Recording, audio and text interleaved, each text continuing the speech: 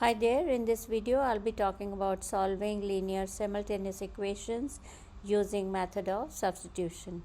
Let's have a look. Consider the set of equations here. We have ax plus by equal to 0 and cx plus dy equal to 0. Here a, b, c, d are integers and x and y are variables here. So our objective is to find out the values of x and y that satisfy both the equations. Now linear simultaneous equations can be solved using three methods.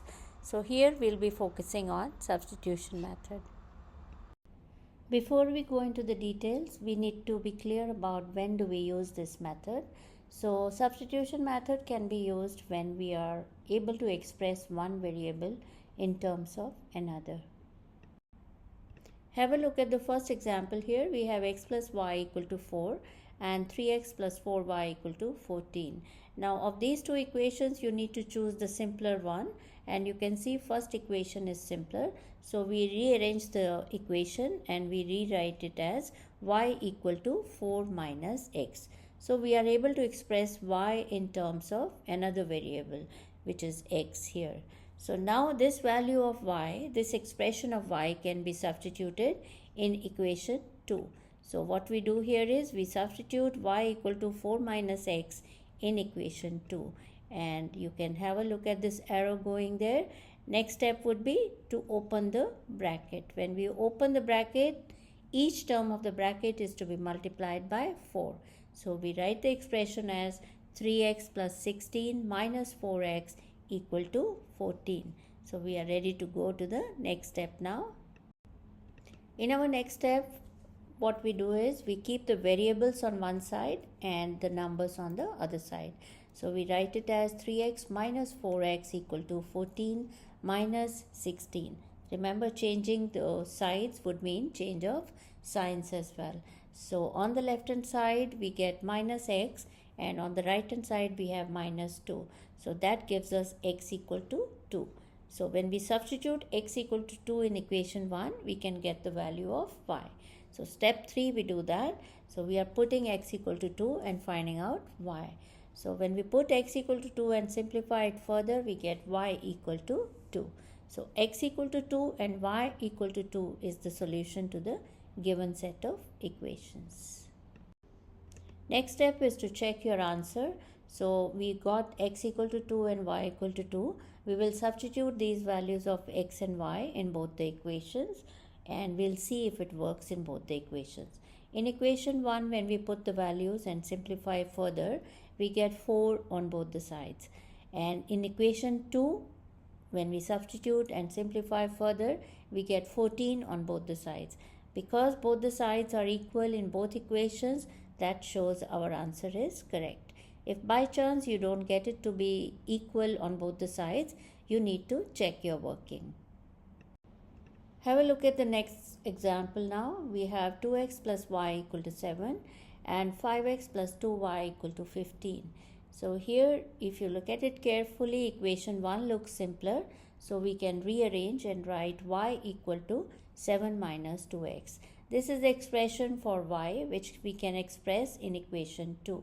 So now the next step would be to substitute for y in equation 2. So when we write it, it becomes 5x plus 2 times 7 minus 2x equal to 15. Now we need to open the bracket. That means we need to multiply each term of the bracket by 2. So we rewrite the equation as 5x plus 14 minus 4x equal to 15. So now the next step would be to keep the variables on one side and numbers on the other side. So we write it as 5x minus 4x equal to 15 minus 14. That gives us x equal to 1. Next step is to find the value of y. So we put x equal to 1 in equation 1 and we simplify it further. When we do that, we get y equal to 7 minus 2. That gives us y equal to 5. So x equal to 1 and y equal to 5 is the solution to the given set of equations.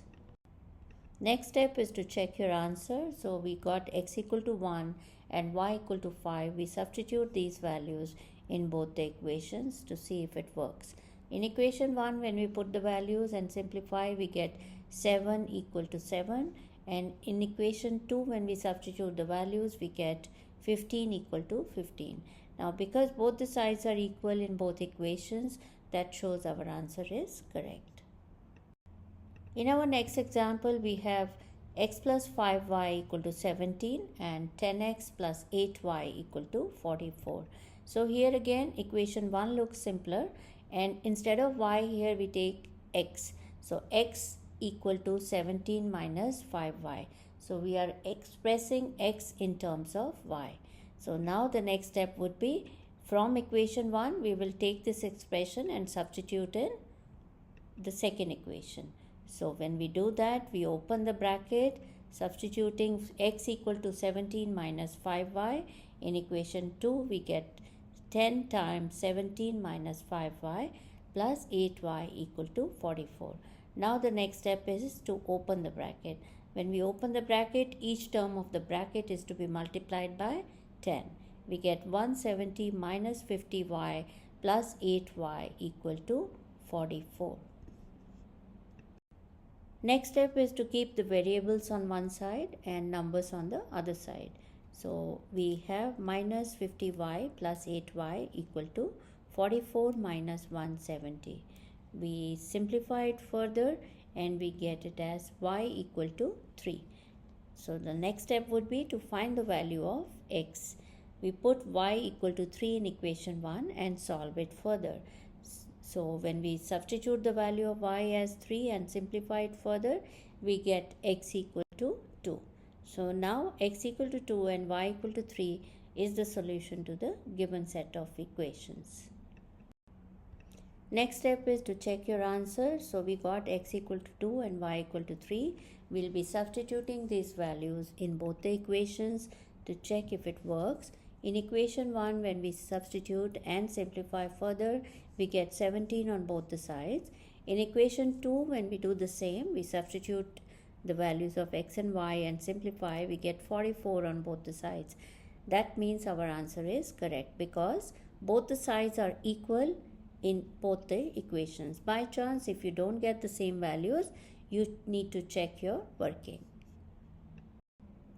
Let's now review the key points. First point is substitution method is used when you can express one variable in terms of another variable. Second point is choose an easy equation and an easy variable to substitute for. Otherwise, it becomes very complicated. Third point is while substituting, use of brackets is very important. It really helps us to avoid the errors. And last point is you should check your answer before you submit your work, because at your level you should be able to see whether what you have done is correct or not.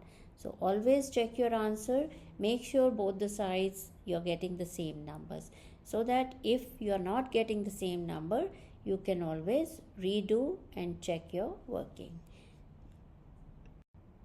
I hope by now the method of substitution is clear to you. You should be able to solve linear simultaneous equations using this method.